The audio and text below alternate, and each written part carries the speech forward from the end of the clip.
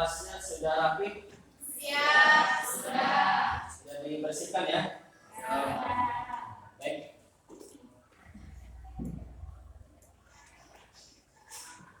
Silakan ketua kelas untuk memimpin doa sebelum belajar. Siap. Sebelum belajar maka kita baca dengan hati. Doa dimulai.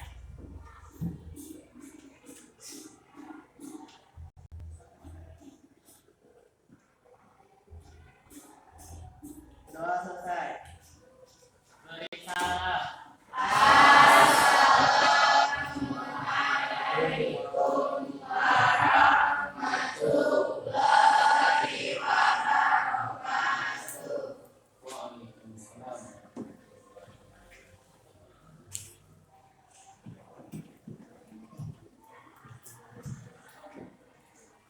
Bapak absen dulu ya.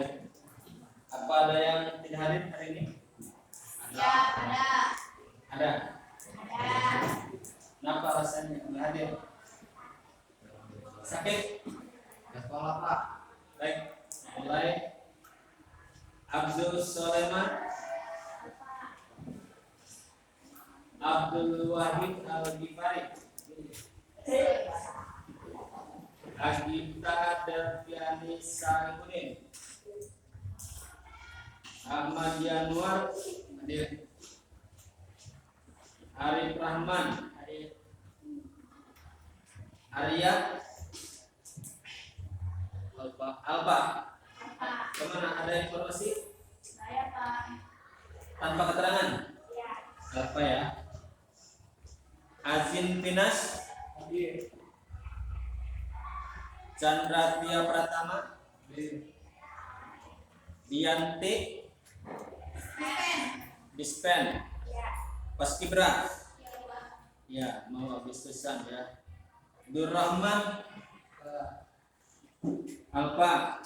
Nggak ada keterangan. Ada. Faisal Ali Ramadhani Hadir. Febri Ananda Alfa. Firman Basharudin Udoli Indayani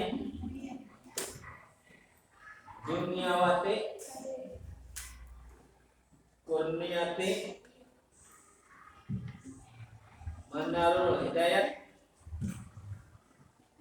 Manarul belum masuk ya? Mayang Cantika Maulida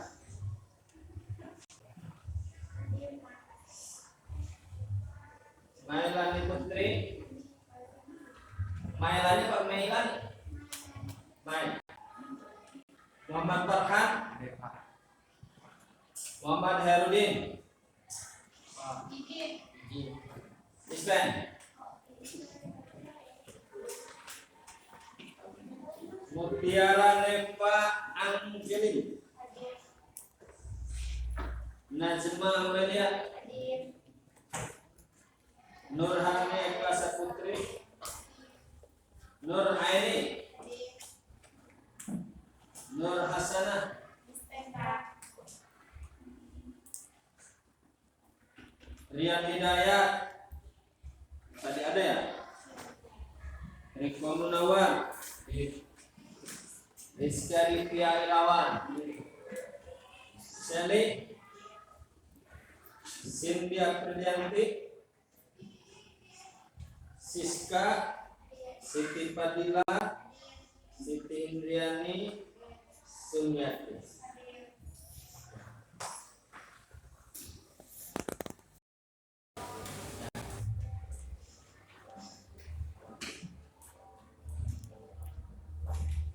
Baik, untuk mewujudkan profil pada Pancasila ya, untuk kita mempunyai jiwa patriotisme terhadap negara, mari kita sama-sama menyanyikan lagu kebangsaan Indonesia Raya. Hafal ya?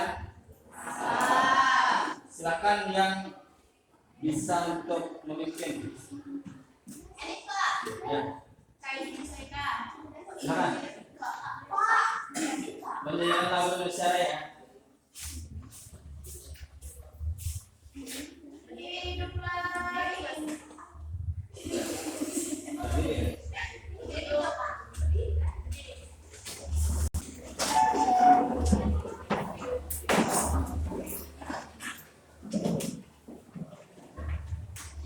Hiduplah Indonesia Raya. Indonesia tanah airku, tanah tumpah darahku. Di sana aku berdiri, jadi pandu ibuku. Indonesia bangsaku, bangsa dan tanah airku.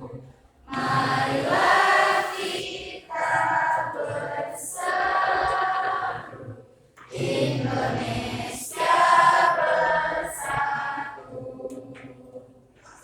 Hiduplah tanahku, hiduplah negeriku, bangsaku, rakyatku semuanya. Bangunlah jiwanya, bangunlah badannya, untuk Indonesia Raya.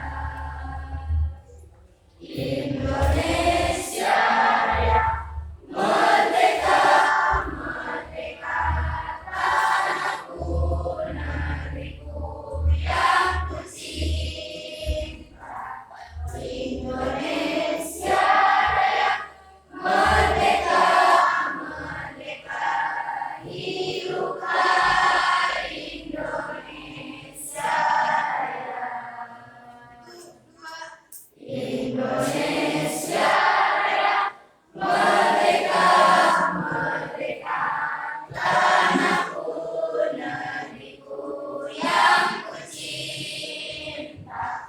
Indonesia Raya, merdeka, merdeka, hiduplah Indonesia Raya.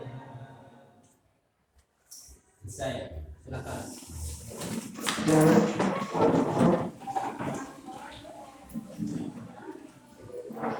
Baik, terima kasih ya.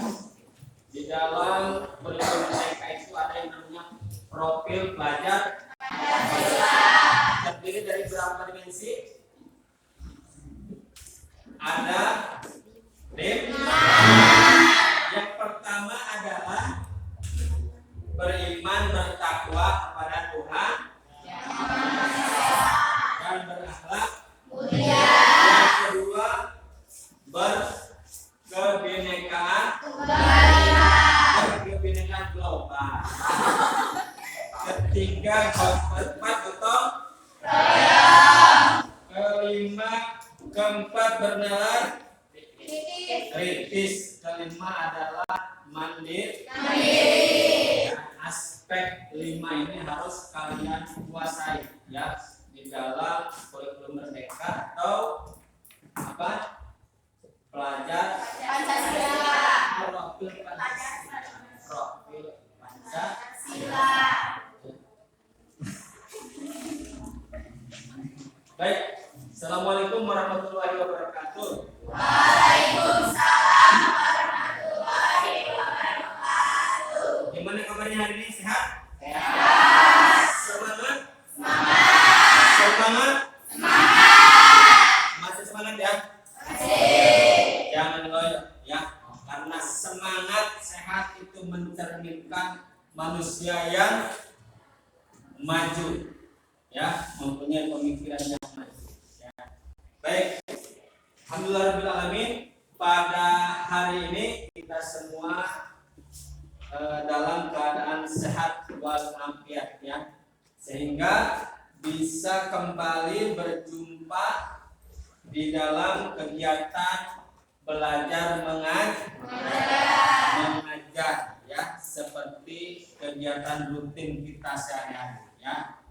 Minggu lalu kita dalam keadaan libur panjang ya. Sekarang ini adalah awal atau minggu awal kalian memasuki belajar secara aktif normal kembali ya. Sehingga ke depan kita harus siapkan tekad, siapkan niat untuk selalu giat di dalam mencari ilmu, di dalam belajar. Karena di dalam agama Islam yang namanya mencari ilmu itu adalah wajib hukumnya dari semenjak kita lahir sampai kita dikubur. Artinya sampai kita meninggal. Bukan sampai dewasa, bukan sampai nenek-nenek, kakek-kakek ya, tetapi sampai akhir hayat. Lubul ilma binal mahdi ilal lahdi ya. Tuntutlah ilmu dari pertama kalian brol ke dunia ini, oa ya, hari ini, besoknya wajib menuntut ilmu sampai usia kalian TK, SD ya, SMP, MTS, kemudian sampai SM. Lulus SMA sudah selesai kewajibannya? Masih harus kuliah. Kuliah selesai? Belum, kuliah lagi sampai jadi doktor, jadi profesor ya. Setelah lulus segala macam, kalian jadi pegawai, jadi pengusaha, jadi pejabat, juga sama hukumnya wajib mencari ilmu. Mencari ilmu itu tidak boleh terhenti oleh keadaan apapun ya, karena hukumnya wajib ya. Selain wajib, menuntut ilmu itu pahalanya sangat besar sekali ya. Baik, pertemuan kali ini kita akan membahas tentang meneladani siapa tuh baca? Ya, meneladani peran ulama penyebar ajaran Islam di Indonesia. Ya. Minggu yang lalu kita telah belajar bab 1 yaitu tentang etos kerja. Ada yang masih hafal etos kerja apa? Siapa yang masih hafal? Apa saja itu etos kerja? Kenapa? Etos kerja, semangat bekerja penuh dengan dedikasi, dengan kesungguhan, itu yang disebut dengan etos kerja ya. Jangan lupa, jadi di dalam hidup kita harus memiliki etos kerja yang tinggi ya. Tidak boleh tidak boleh malas-malasan ya, tidak boleh nganggur ya, karena kalian adalah sebagai generasi masa kini ya, generasi 40 ya pernah ya, generasi yang harusnya lebih hebat daripada generasi bapak ya. Jadi belajar lebih sungguh, lebih giat, bekerja juga sama, harus mempunyai etos kerja yang tinggi. Nah, sekarang kita masuk kepada bab yang sekarang adalah meneladani peran ulama penyebar ajaran Islam di Indonesia. Ya. Indonesia ini adalah negara yang begitu besar, begitu luas. Negara nomor 4 terbesar di dunia. Yang pertama siapa? Negara mana yang besar? Negara yang paling besar pertama adalah China. Kedua Amerika. Ketiga India. Keempat, Indonesia. ya, secara penduduk. Tapi kalau secara geografis wilayah Rusia ya itu lebih besar daripada Indonesia. Ya. Nah, dengan negara yang begitu besar ya, kemudian geografis yang begitu luas, maka Indonesia itu zaman dahulu secara keagamaan dikuasai oleh agama-agama apa? Hindu, Buddha. Ya, kemudian ada juga agama atau aliran-aliran kepercayaan. Jadi kepercayaannya kepada nenek moyang ya, kepada pohon dan sebagainya. Ya, itu zaman dulu pra merdeka, bahkan pra penjajah masuk ke Indonesia. Indonesia juga belum disebut sebagai Indonesia ya.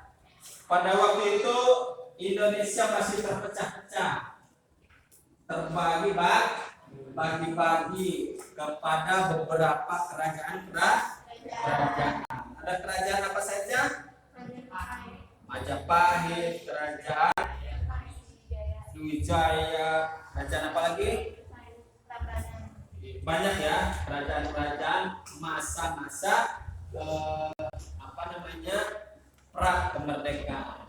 Kemudian datanglah para ulama-ulama penyebar ajaran Islam dari berbagai negara ya, bukan dari Indonesia ya, dari berbagai negara. Karena Indonesia pada waktu itu agamanya mayoritas agama Hindu.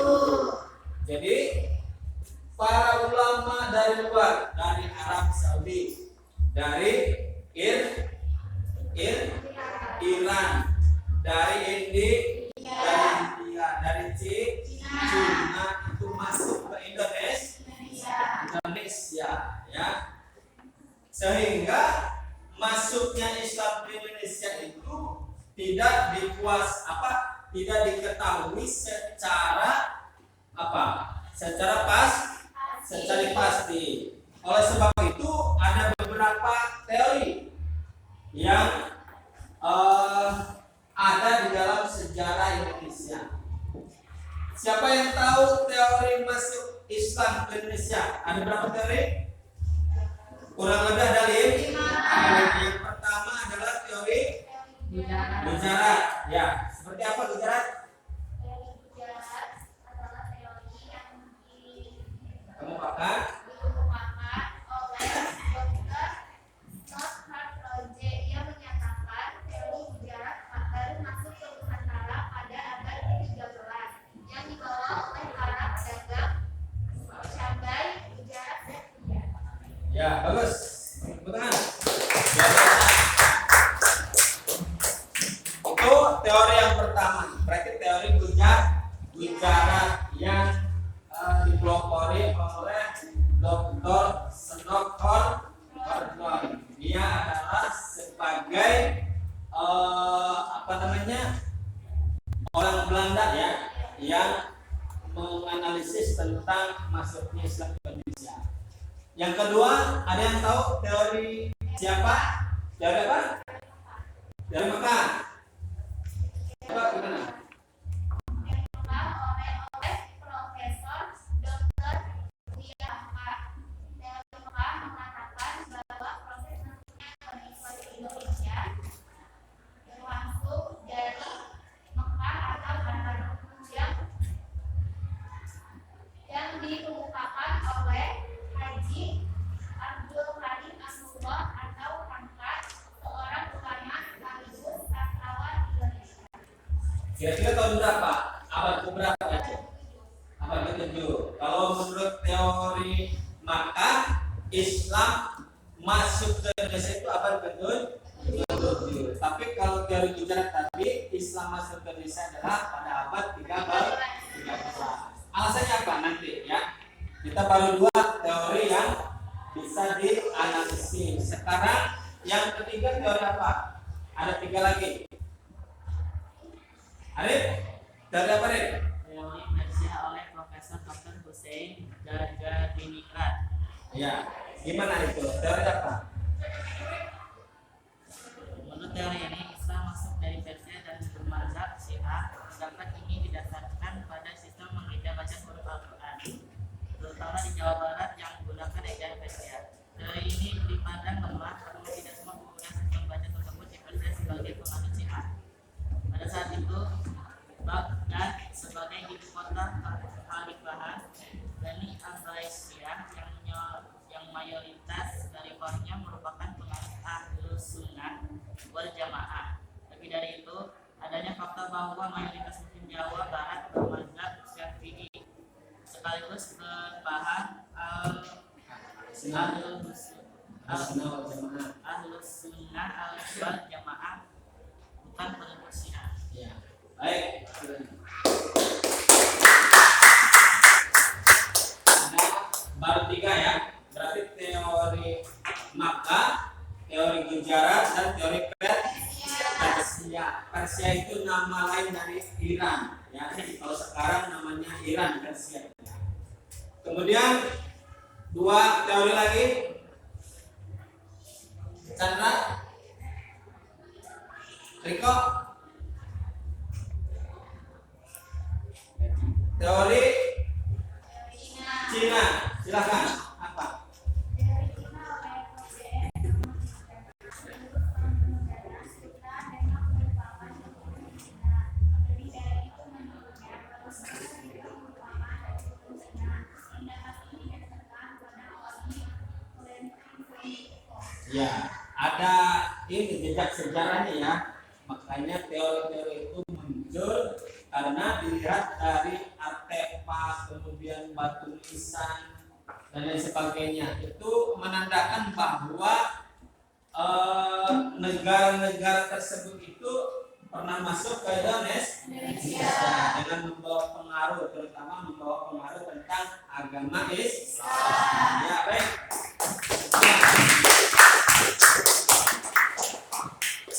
Satu lagi, Faisal, teori apa?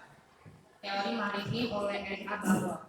Menurut N.A. Balwa, hal itu terjadi karena umat Islam memiliki kemampuan dalam penguasaan perniagaan melalui jalur maritim.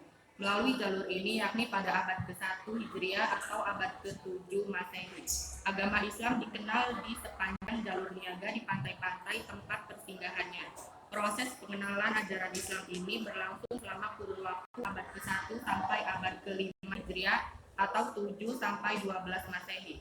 Fase ini berikutnya adalah pengembangan agama Islam terjadi mulai abad ke-6 Hijriah sampai ke pelosok-pelosok Indonesia. Saudagar pribumi berperan penting dalam proses pengembangan agama Islam di pedalaman-pedalaman. Ya, baik. Terima kasih ya. Ya.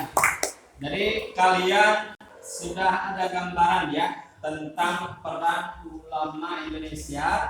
Berikut beberapa teori masuknya agama Islam di Indonesia ya. Baik, kita ke depan kita lanjutkan pelajaran ini. Tujuan pembelajarannya adalah kalian harus menganalisis sejarah masuknya agama Islam di Indonesia ya. Itu yang pertama. Yang kedua, kalian menganalisis peran tokoh ulama dalam menyebarkan ajaran Islam di Indonesia. Itu 2 ya. Pertama, menganalisis sejarah masuknya Islam ke Indonesia. Yang kedua, menganalisis peran tokoh ulamanya. Yang ketiga, kalian harus menganalisis sejarah perkembangan kesultanan yang ada di Indonesia ya.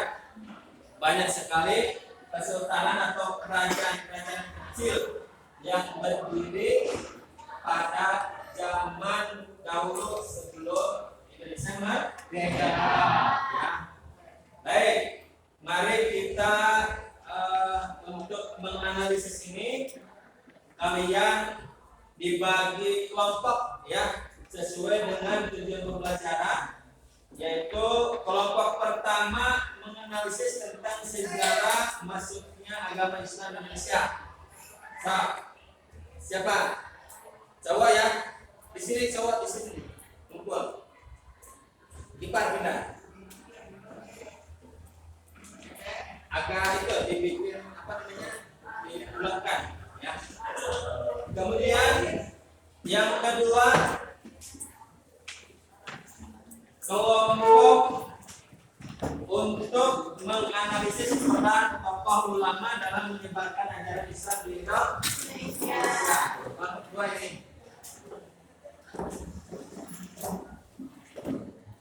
Ya. Kemudian yang ketiga, kelompok tiga, kalian tugasnya menganalisis sejarah perkembangan kesultanan di Indonesia. Silakan ini dibikin kelompok. Ya.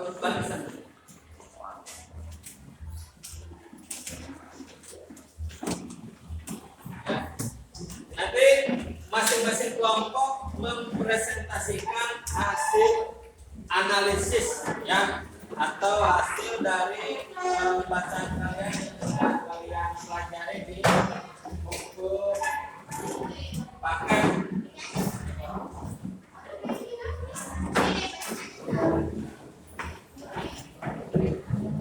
Balik ke sana.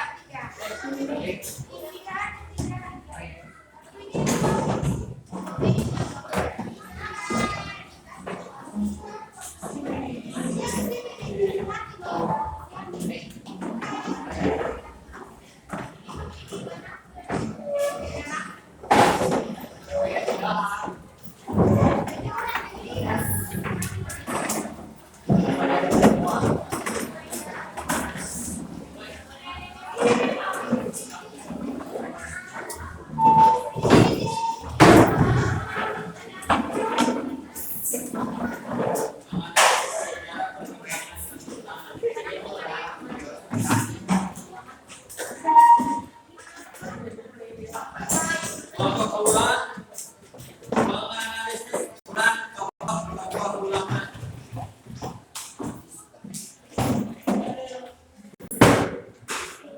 Tulis. Kelompok satu menganalisis sejarah masuknya agama Islam di Indonesia.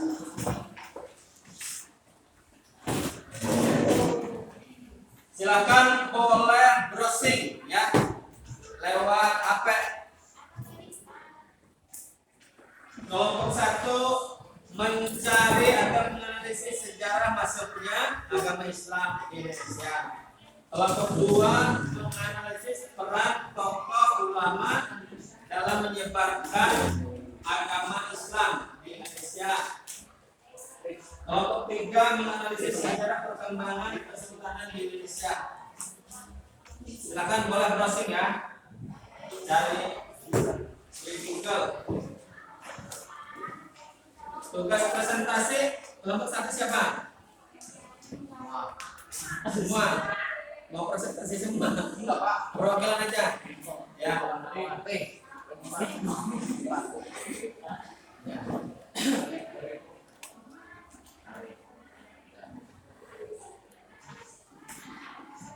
Kalau ada ayat ya, ayat Al-Qur'an boleh dicantumkan ya. Sekalian kita sebagai sumber ajarannya ya.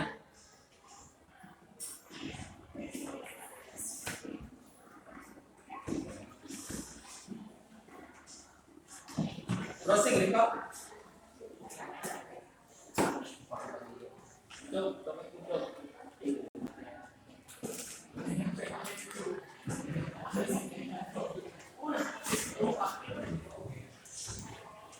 Kasih waktu 10 menit cukup.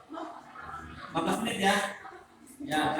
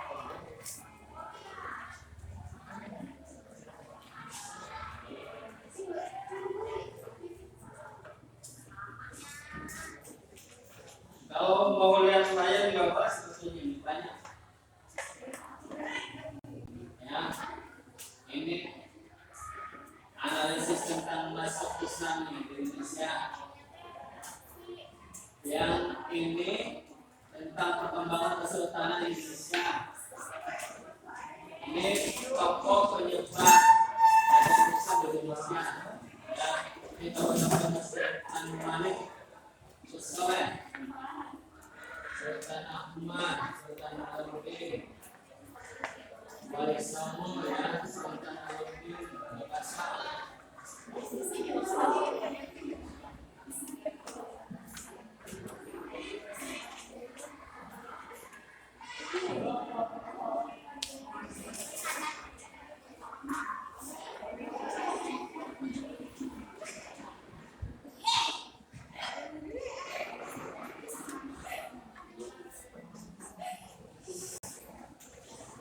Ayo bantu punya.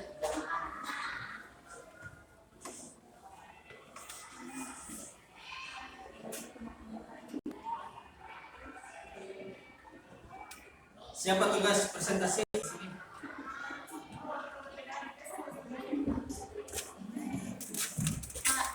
Teman? Ini kan apa sih sejarah perkembangan kesultanan, berarti itu tuh yang masuk perkembangannya Kesultanannya. Jadi kerajaan apa? misalnya nih, misalnya kerajaan Samudra Kasai. Ya. Kerajaan Samudra Kasai mengalami kemakmuran terutama setelah pelabuhan Kasai dibuka. Gitu. Terus siapa aja sultannya kerajaan? Jadi kerajaan Kesultanan Indonesia itu setelah masuk Islam itu ada beberapa kerajaan dan nama negaranya siapa, Dan sultan-sultannya. nama kesultanannya apa?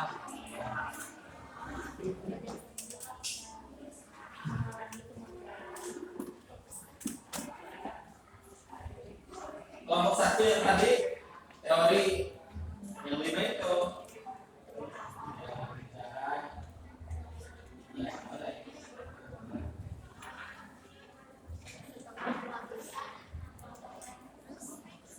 Yang pertama, Kasai ya. analisis,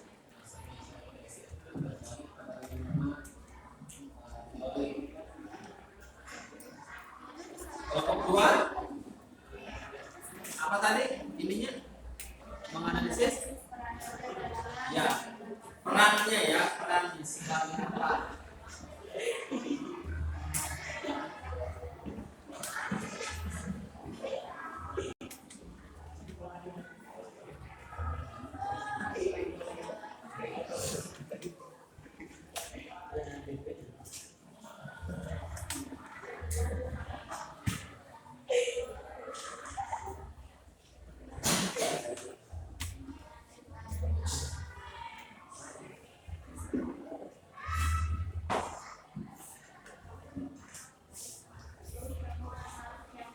Ininya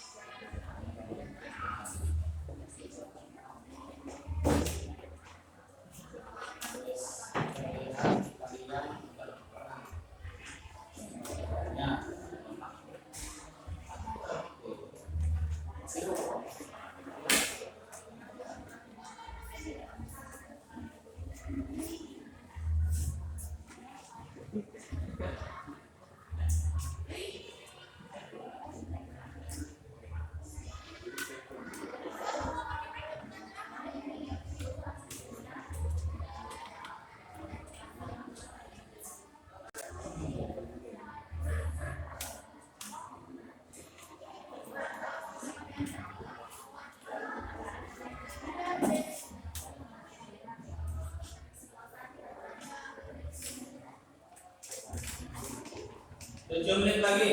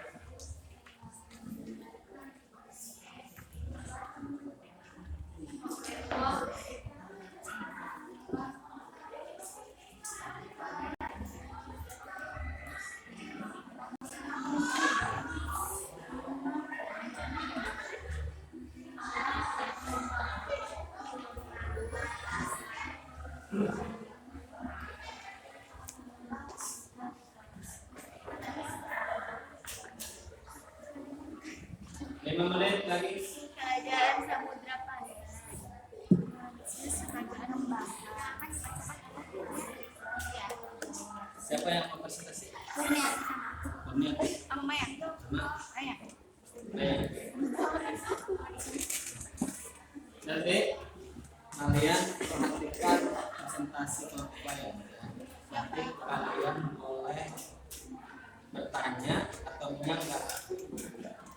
Ya, karena ini kan diskusi kelompok, jadi harus ada sidang pendapat. Ya, yang penting kalian baca sesuai dengan teori.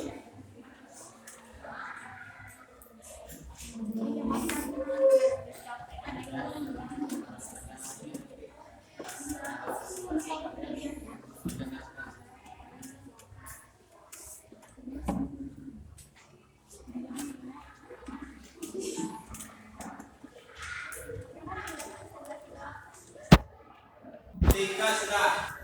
Kelompok dua? Ya, sudah. Kelompok satu? Ya. Kalau sudah semuanya, Bapak minta garis perwakilan kelompok satu, kelompok dua, kelompok tiga, siapa yang akan mempresentasikan? Yang pertama, yang kedua, kelompok lain harus bisa menanggapi dari presentasi lawan kelompoknya, ya, atau boleh juga bertanya, ya. Ini kalian siapa tahu ada yang mempunyai pendapat yang berbeda-beda. Ya. Silakan, siapa kelompok mana dulu yang paling siap nih untuk presentasi? Kelompok tiga, ya, boleh, Pak. Kelompok tiga, dengarkan ya, di sini aja.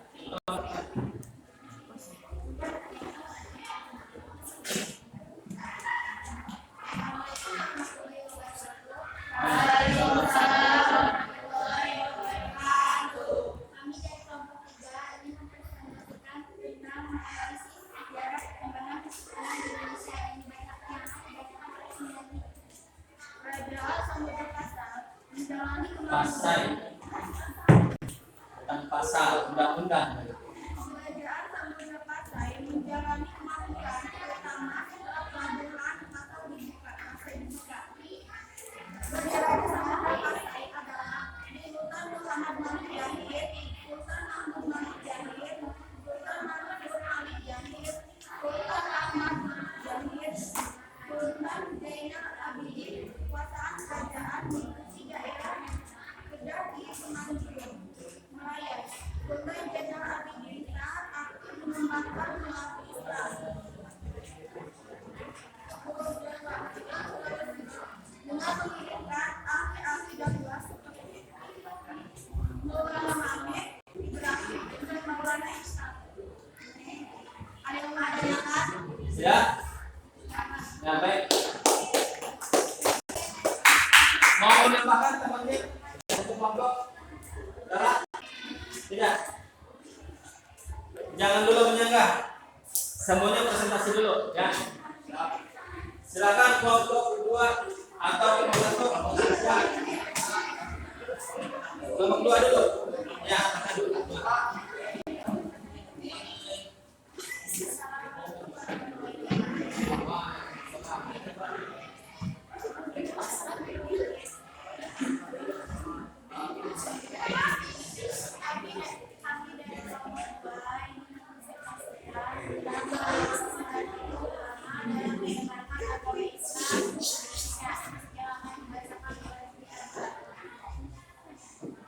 Di samping tugas pengajar dan berdakwah,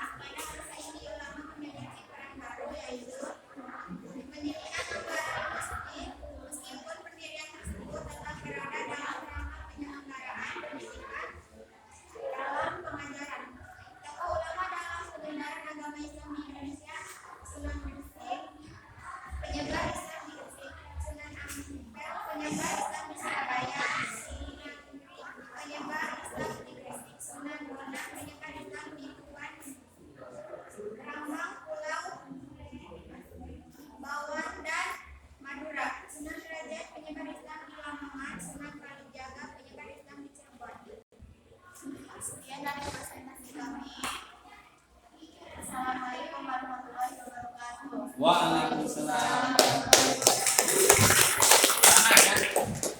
Silakan kelompok 1 sekarang untuk mempresentasikan hasil analisisnya. Assalamualaikum warahmatullahi wabarakatuh. Waalaikumsalam. Yang lain dengarkan ya, dengarkan. Kami dari kelompok 1 akan mempresentasikan hasil analisis kami yang menurut mengenai sejarah masuknya agama Islam di Indonesia. Akan dibacakan oleh Pak Isra. Ada beberapa teori tentang masuknya agama Islam di Indonesia, sebagaimana diangkatkan oleh Ahmad Mansur Surya Negara dalam buku Api Sejarah Jilid 1. Teori-teori tersebut yaitu A. Teori Gujarat oleh Profesor Dr. Snok Hardground. Ya. B. Teori Mekah oleh Profesor Dr. Budiah Hamka. C. Teori Persia oleh Profesor Dr. Hussein Jajadiningrat. D. Teori Cina oleh Profesor Dr. Lam.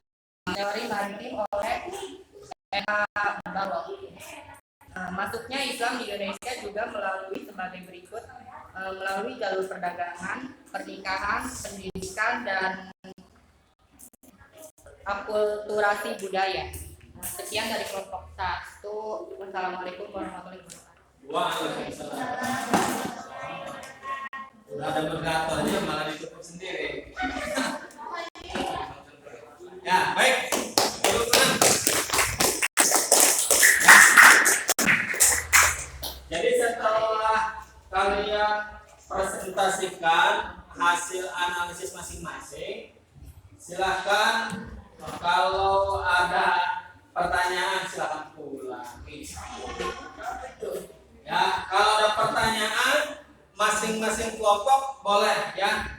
Silakan mau bertanya apa. Nanti kalau misalkan tidak terjawab, nanti Bapak yang akan memberikan arahannya.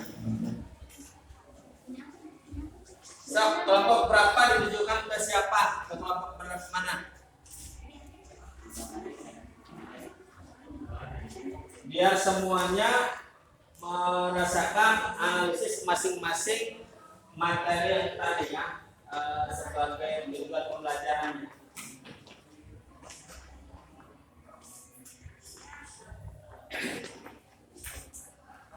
Nggak ada? Cukup sepi?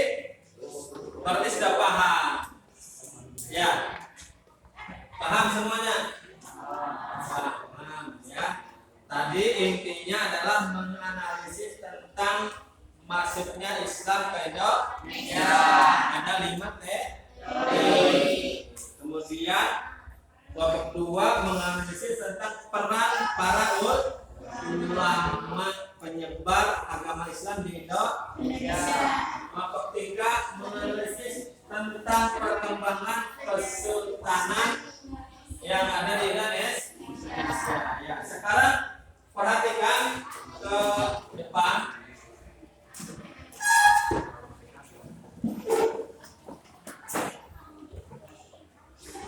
Ini bahasan yang tadi digarap analisisnya oleh kelompok 1 ya.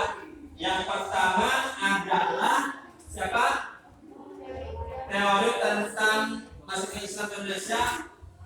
Teori Gujarat oleh Profesor Dr. Christian Snok Hardground. Dia adalah sebagai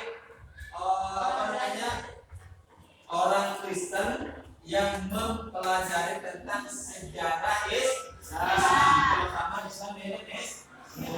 Itu awal mulanya dia ingin ya, awal mulanya itu niatnya sebagai alat politik supaya agama Islam di Indonesia ini menjadi kacau, menjadi pecah belah, supaya Indonesia nantinya dikuasai oleh orang-orang Belanda. Sehingga teori ini munculnya belakangan ya, ketika Belanda sedang menjajah Indonesia. Ya, makanya teori ini mengatakan bahwa Islam masuk ke Indonesia itu di abad 13.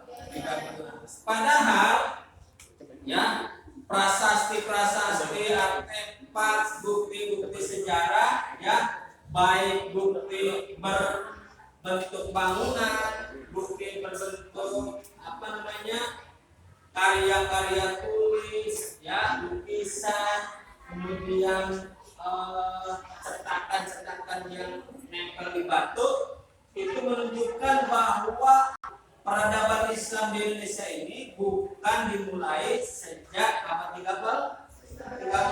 tetapi sebelumnya sudah ada ya.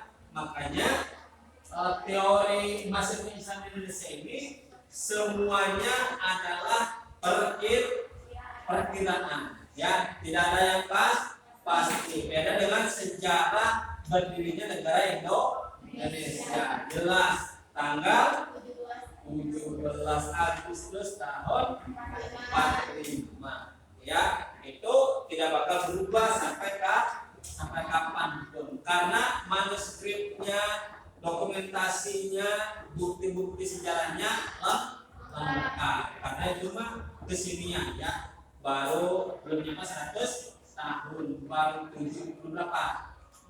Sekarang nih, Agustus sekarang 77 tahun Indonesia merdeka ya.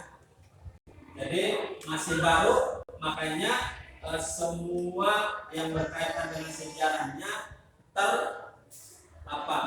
terkodifikasi atau terfilmkan ya, tergambarkan. Kemudian ini teori Gujarat ya, yang tadi dikatakan oleh Snow Hogland, yakni pada abad ke-13 Islam masuk ke Indonesia. Kemudian dibawa oleh orang-orang pedagang dari Gujarat maksudnya dari negara India ya, karena India itu dulu pada abad ini mereka mempunyai daulah Islamiyah atau kerajaan Islam, namanya kerajaan Mongol, yang sedang berjaya-jayanya ya, sehingga umat Islamnya atau para ulamanya menyebar ke seluruh dunia untuk mengajarkan Islam atau memperkenalkan Islam, termasuk pada Indonesia. Selanjutnya teori kedua, yaitu oleh Profesor Dr. Buya Hamka, atau nama aslinya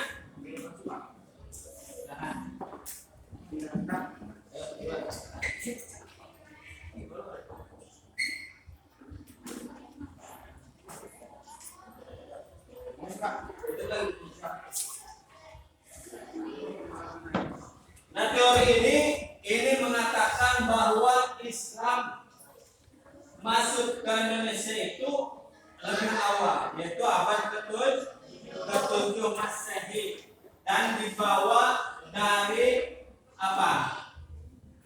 Dari negara Arab. Maka teori ini disebut dengan teori Makkah. Ya. Kemudian teori ketiga yaitu teori Persia atau teori Iran, dikemukakan oleh Dr. Hussein Jaya Diningrat ya, bahwa teori ini mengatakan agama Islam yang sekarang berkembang di Indonesia itu dibawa langsung oleh orang-orang Iran, orang Persia ya, karena pada zaman itu negara Persia juga mengalami kemajuan secara peradaban ya. Di situ ada yang namanya Daulah Bani Umayyah, Daulah Bani Abbasiyah, sehingga Islam itu mengalami kemajuan yang sangat pesat. Kemudian selain kemajuan di bidang teknologi, ilmu pengetahuan, juga perkembangan wilayah ke semua wilayah. Selanjutnya teori Cina, ya. Teori Cina ini dikemukakan oleh siapa? Iya, ini apa katanya?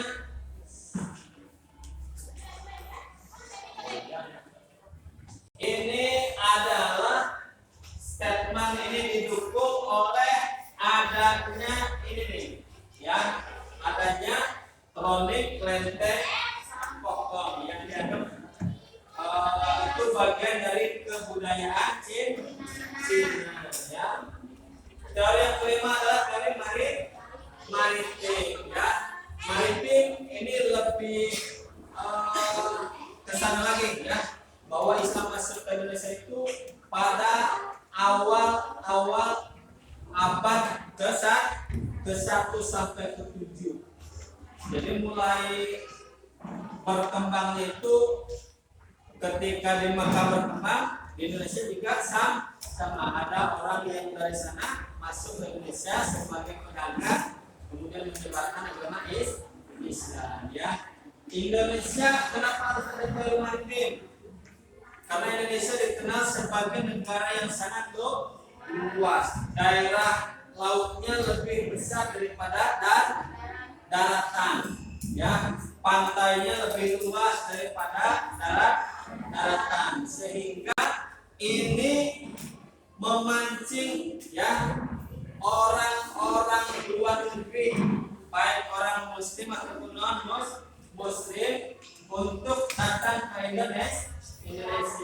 Tujuannya bukan menyebarkan agama, tujuannya adalah untuk berbisnis, berniaga atau berdagang, ya. Karena dulu transportasi itu hanya di laut, ya, tidak ada yang di udara, kapal laut, pakai perahu, pakai sampai dan sebagainya, sehingga ingin menyeberang ke negeri orang itu harus melalui lautan. Indonesia batasan dengan banyak berbagai negara, ya, dari Sabang dari barat berbatasan dengan laut India, ya, kemudian Cina. Dari utara itu ada apa?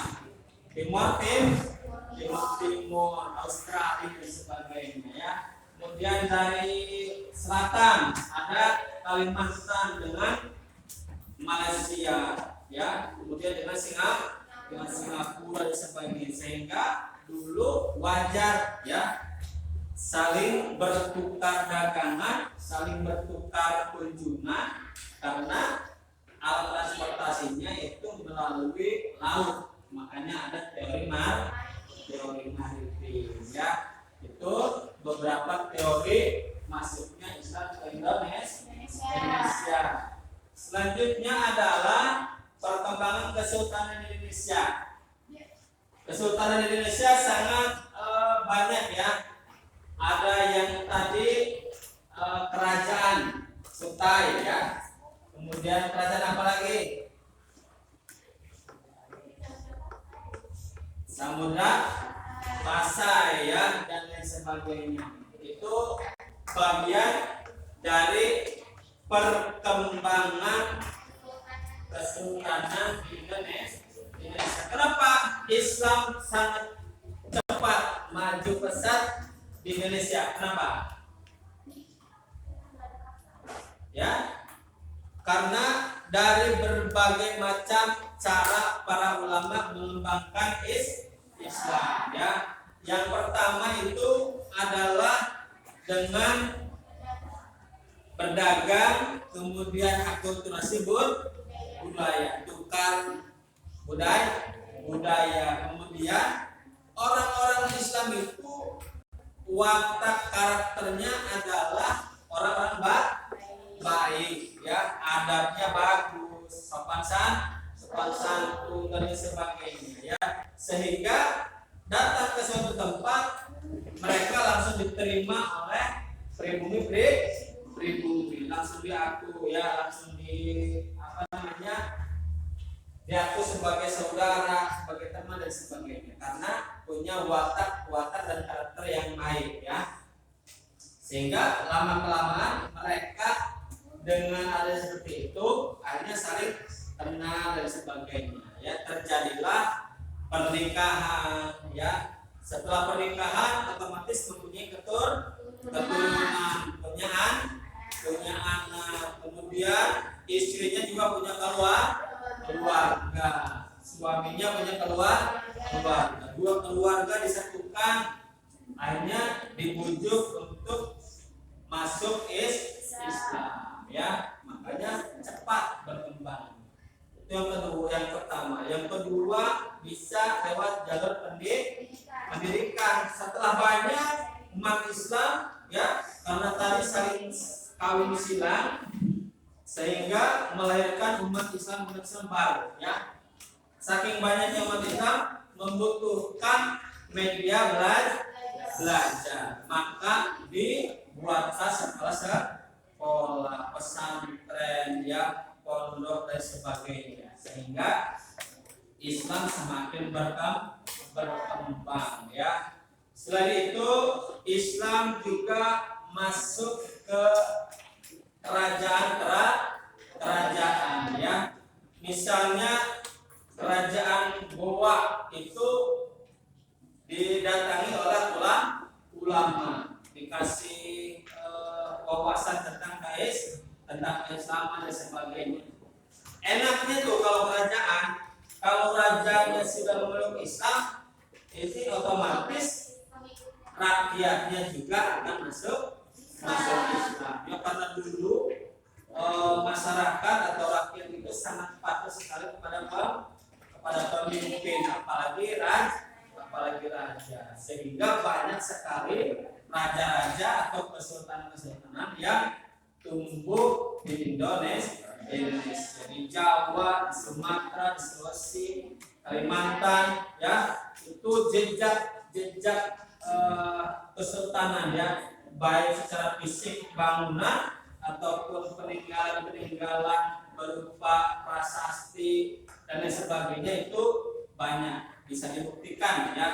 Cuma tadi ada beberapa pendapat tentang tahun atau abad beberapa ya. Kemudian tokoh penyebar agama Islam di Indonesia yang pertama adalah Sultan Malik Saleh. Itu mulai tahun 1267 sampai ya. Yang kedua Sultan Ahmad, Sultan Alauddin, kemudian Wali Songo, kemudian Datuk Tunggang Parangan dan sebagainya.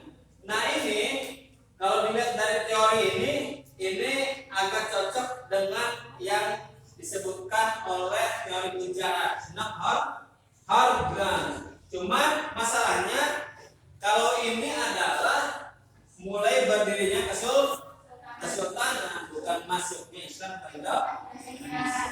Ya, nggak mungkin Islam masuk ke Indonesia langsung membuat kerajaan.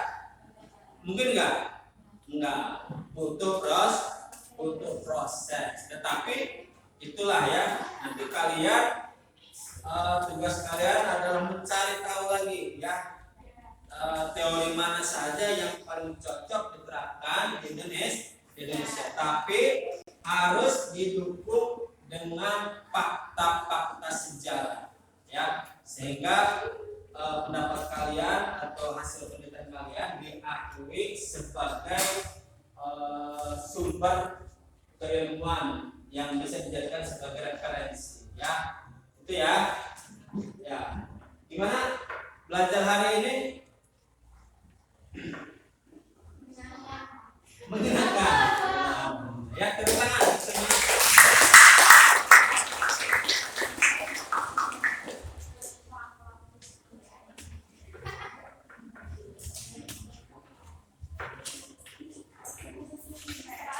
Nanti sebelum kalian ini bisa menyimpulkan dari hasil pembelajaran ini, Bapak ingin membagikan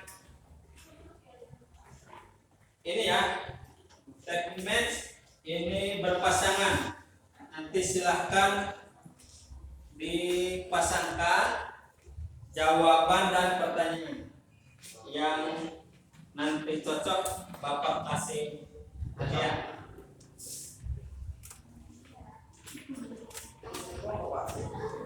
Ya, ini lupa ini harusnya ada pertanyaan gitu ya. Silakan kamu baca.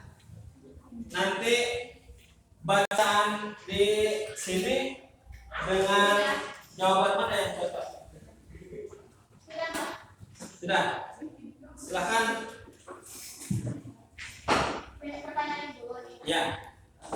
Siapakah pencetus teori sejarah tentang masuknya Islam ke Indonesia? Yang merasa benar silahkan bicara. Ini ada di situ. Apa? Ada di situ. Ada di situ. Ayo dah. So. Yang tadi siapa? Not hard. Ya, baik. Ya. Jadi yang mempunyai teori tentang sejarah itu adalah senap Hargrave, ya. Kemudian dibacakan lagi soalnya. Ya, depan. Salah satu alat kesenian tradisional yang menjadi bahan dakwah para ulama adalah Ya, di mana jawabannya? ini, Ada di situ. Apa? yaitu musik gamelan Sunan Kalijaga. Oh iya, betul. Dari sini ada pertanyaannya.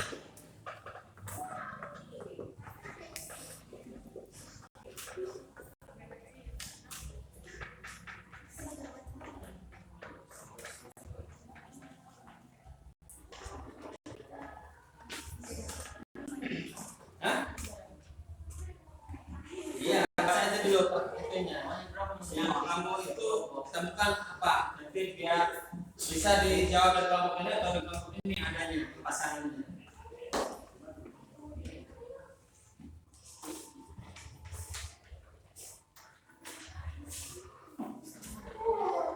Siapa tokoh atau sultan yang pernah menerima kunjungan dari Al-Qaeda? Sultan Ali Al-Qaeda. Sultan sepenuhnya yang dijawab. Ya, benar ya. Terus di mana lagi ada itu pertanyaan? Silakan.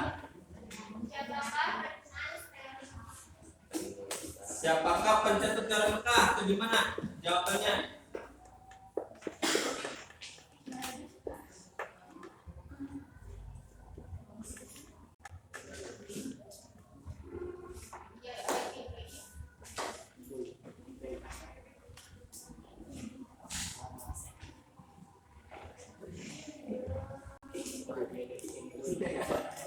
Ada?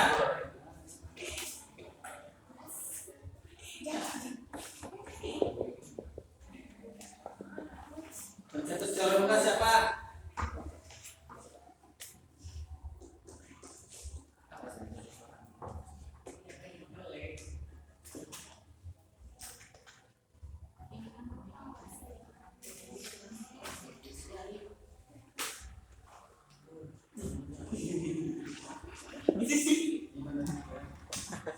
Haji Abdul Karim Amanullah Wihamka. Siapa? Haji Abdul Karim Amanullah. Ya, Haji Abdul Karim Amanullah atau dalam kurung Buya Ham. Ya.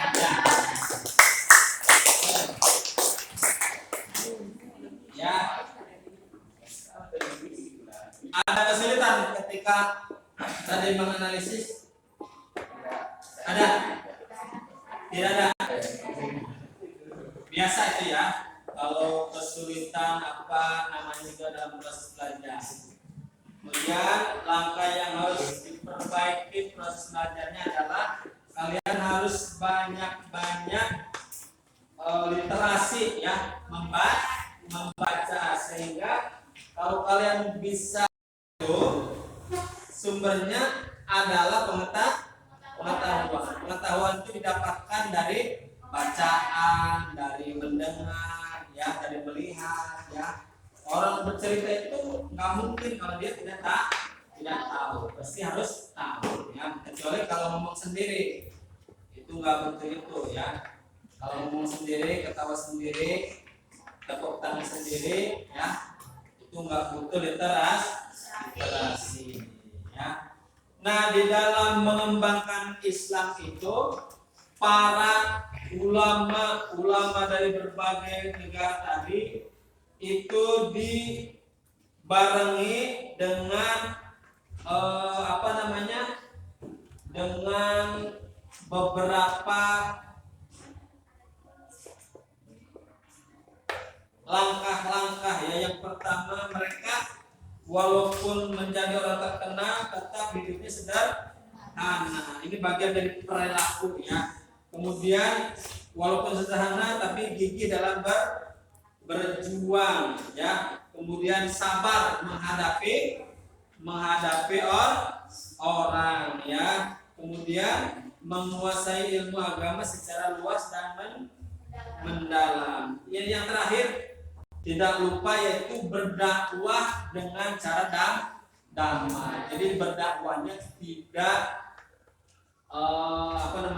tidak mengumpat ya, tidak menjelek-jelekan, tidak menghasut dan sebagainya. Hal ini sesuai dengan firman Allah.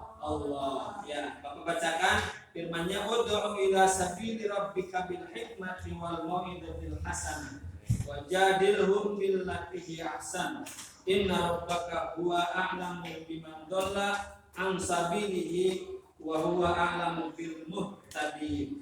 Ya, serulah manusia di dalam prinsip dakwah ya. Serulah manusia kepada jalan Tuhanmu dengan hikmah dan pengajaran yang baik, dan berdebatlah dengan mereka dengan cara yang baik ya. Sungguhnya Tuhanmu dialah yang lebih mengetahui siapa yang sesat dari jalannya, dan dialah yang lebih mengetahui siapa yang mendapat petunjuk ya.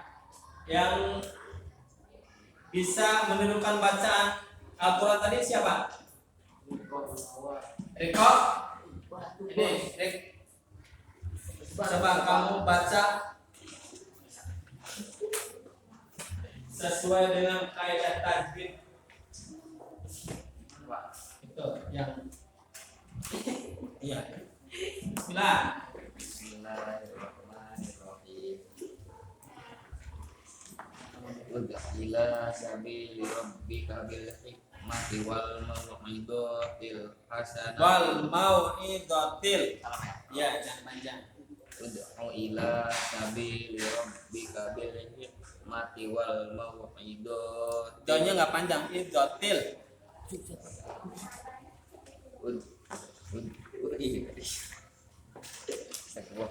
Ud'u ila sabili rabbika bil hikmati wal mau'izatil hasanati wajadilhum billati hiya ahsan.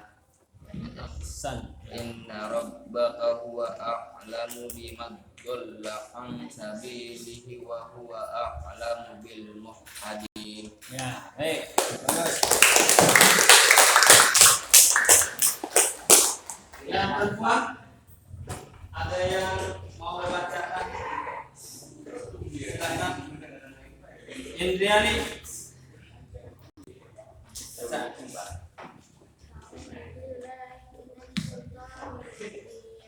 Bismillahirrahmanirrahim.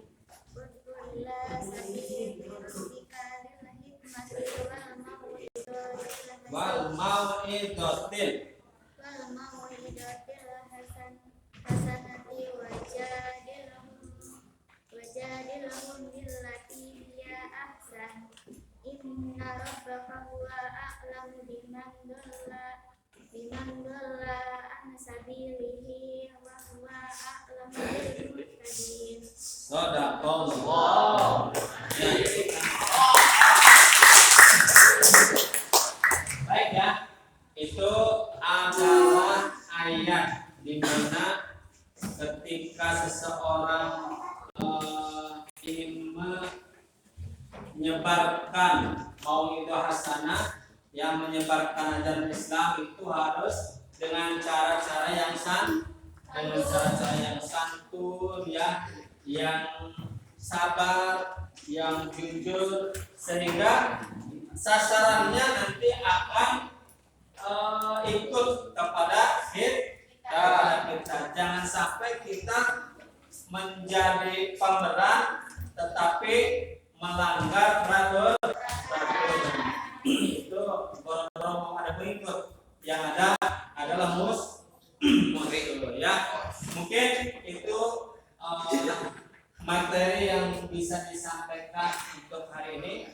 Silakan kalian, siapa yang bisa memberikan kesimpulan dari pembelajaran hari ini.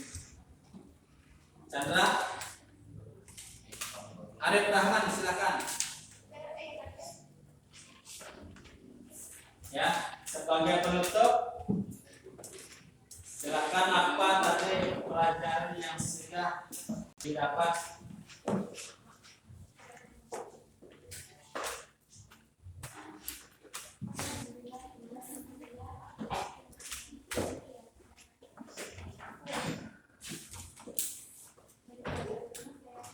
Pelajaran yang sudah didapat adalah nilai-nilai keteladanan dari para tokoh penyebar Islam di Indonesia, di antaranya hidup sederhana, gigih dalam berjuang, menguasai ilmu agama secara luas dan mendalam, sabar, menghargai perbedaan, dan berdakwah secara damai.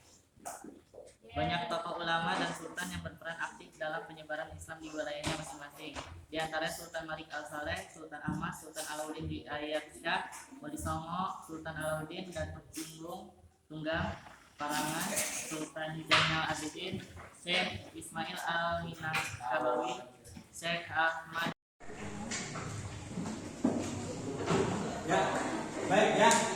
Jadi pelajaran hari ini kesimpulannya adalah pertama, teori masuknya Islam ke Indonesia. Kedua adalah perkembangan dari kesultanan yang ada di Indonesia. Yang ketiga adalah peran dari para tokoh-tokoh ulama di Indonesia. Ya, baik, kita cukupkan sampai di sini. Tidak ada pertanyaan lagi? Tidak. Bapak tutup ya. Namun nanti sebelum ditutup, silakan nanti KM untuk memimpin doa penutup ya, agar pembelajaran hari ini kita semua mendapatkan keberkahan ilmu. Mendapatkan ilmu yang bermanfaat. Baik di dunia maupun di akhirat. Terima kasih. Wassalamualaikum warahmatullahi wabarakatuh. Waalaikumsalam warahmatullahi wabarakatuh. Silakan KM untuk memimpin doa.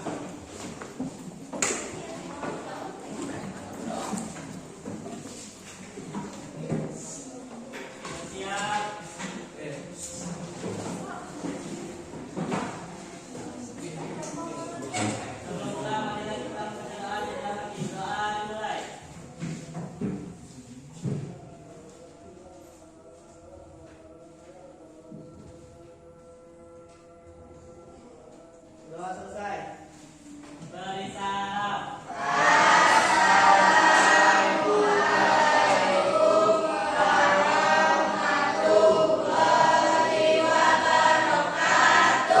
Waalaikumsalam warahmatullahi wabarakatuh ya.